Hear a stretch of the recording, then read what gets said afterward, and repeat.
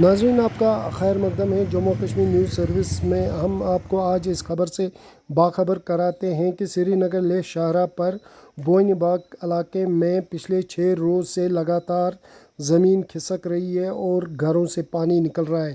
جی ہاں ناظرین، اس پہاڑی پہ واقع 4 رہائشی مکان جس میں 4 خاندان رہائش اختیار کیے ہوئے تھے، وہاں زمین کھسکنے کی وجہ سے رہائشی مکان میں دراڑیں آ چکی ہیں اور وہاں گھروں کے اندر سے ہی پانی نکلنا شروع ہو گیا ہے، جس کے چلتے ان 4 رہائشی مکان جن میں غلام قادر میر، غلام نبی میر، عبدالغنی ٹھیکری اور عبدالحمید ماگرے رہائش پذیر افراد کو ان مکانوں سے سامان سمیت دوسری جگہوں پہ منتقل کیا گیا ہے۔ ضلع انتظامیہ کی جانب سے ان گھروں کو ایک خیمہ عطا کیا گیا ہے، جبکہ ان کو احتیاطی تدابیر کے تحت ضلع انتظامیہ نے پنچایت گھر اور سرکاری سکول میں رہائش اختیار کرنے کو کہا تھا، لیکن ان کے انکار کرنے پر قریب میں ہی واقع ان کے رشتہ دار اور ہمسایہ گھروں میں وہ منتقل ہو چکے ہیں، لیکن پچھلے 6 روز سے لگاتار یہ زمین کھسک رہی ہے، جس کے چلتے اس بستی کا نام، اس گاؤں کا نام بنی باغ ہے۔ یہ کانگن تحصیل کا ایک گاؤں ہے، بنی باغ نام ہے اس کا۔ آپ خود دیکھ رہے ہیں، یہاں آپ نے خود دیکھا، کیمرہ میں کیچ کیا آپ نے، یہ کس طرح کھسک رہا ہے زمین۔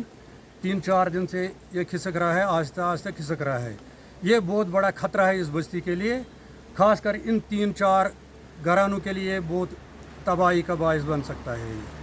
اب یہ یہاں رہنے کے قابل نہیں ہے، یہ گھر یہ ڈیمیج ہو چکے ہیں تقریباً یہ مکان، تو اب یہ آہستہ آہستہ کھسک رہا ہے۔ اگر بارش ہوئی یا کچھ وقت کے بعد یہ کھسک جائے گا پورا، یہ روڈ وغیرہ بند کر دے گا نیشنل ہائی وے۔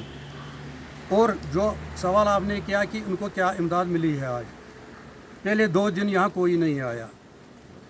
ایک نائب تحصیلدار صاحب آیا تھا، اس کے اختیار میں ایسا مسئلہ ہے ہی نہیں۔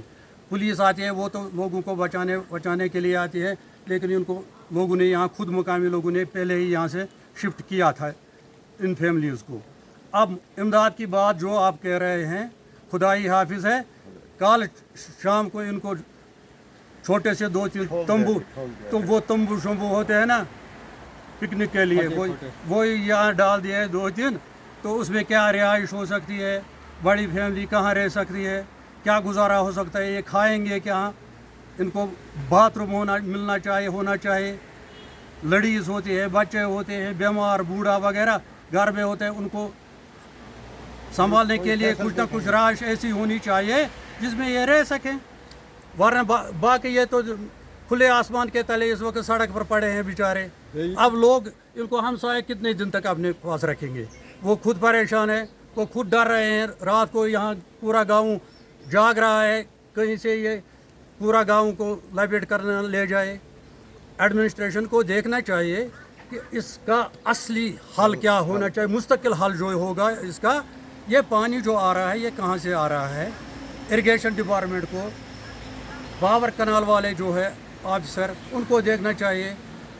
ہمارے محکمہ مال جو ہے ان کو بھی مل کر ان کے ساتھ دیکھنا چاہیے ایک بار، کم از کم یہ پانی آ رہا ہے کہاں سے؟ تو اتنا پانی یہ آسمان سے تو نہیں ٹپک رہا ہے، یہ کہیں سے آ رہا ہے، یہ دیکھنا چاہیے۔ کبھی ایسا نہ ہو کہ یہ پوری بستی کو ڈیمیج کر دے گی، پوری بستی کو۔